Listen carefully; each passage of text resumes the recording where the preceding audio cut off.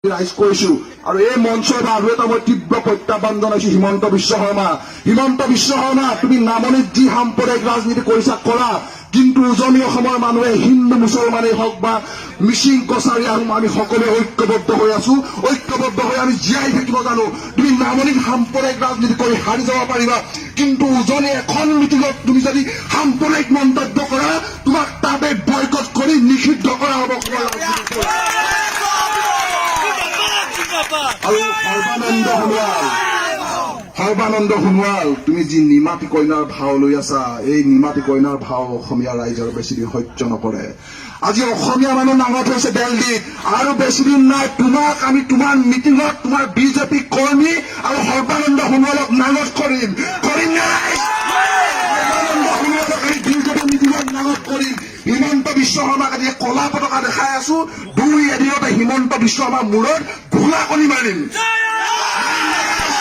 হিমন্ত বিশ্ব শৰ্মাৰ মূৰত ঘোলা কণী মাৰি মাৰি তাৰ মূৰ ফালি দিম অসমীয়া মানুহৰ তেজ বুজা নাই সাম্প্ৰদায়িক ৰাজনীতি কৰিবলৈ আহে আৰু এই RSSৰ নামৰ 2 নম্বৰী যোনটো পাৰ্টি অসমত জন্ম লৈছে প্ৰতিজন আমি আজি এই মঞ্চৰ পৰা এটা কথা স্পষ্ট কৰি দিছো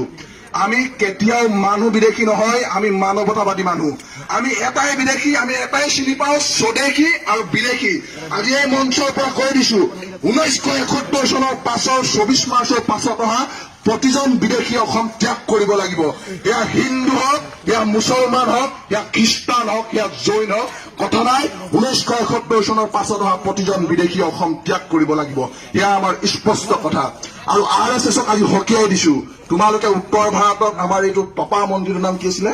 মুখ্যমন্ত্ৰী যোগী আদিত্যনাথৰ দেশত গৈ তুমি সাম্প্ৰদায়িক ৰাজনীতি কৰিবা এইখন শংকৰ ৰাজনৰ দেশ এইখন বাঘ হাজৰিকাৰ দেশ এইখন ৰাঘৱ মৰাণৰ দেশ এইখন আমাৰ জাতীয় ঐক্যৰ দেশ ইয়াত তুমি সাম্প্ৰদায়িক ৰাজনীতি কৰিবা তোমালোকক পিটি পিটি তোমালোকৰ এই গেৰুৱা পেণ্ট খুলি দিয়া হ'ব ৰাইজ পিটি পিটি তাহাঁতৰ গেৰুৱা পেণ্ট খুলি এনেকুৱা পিটন দিন ব্ৰহ্মপুত্ৰ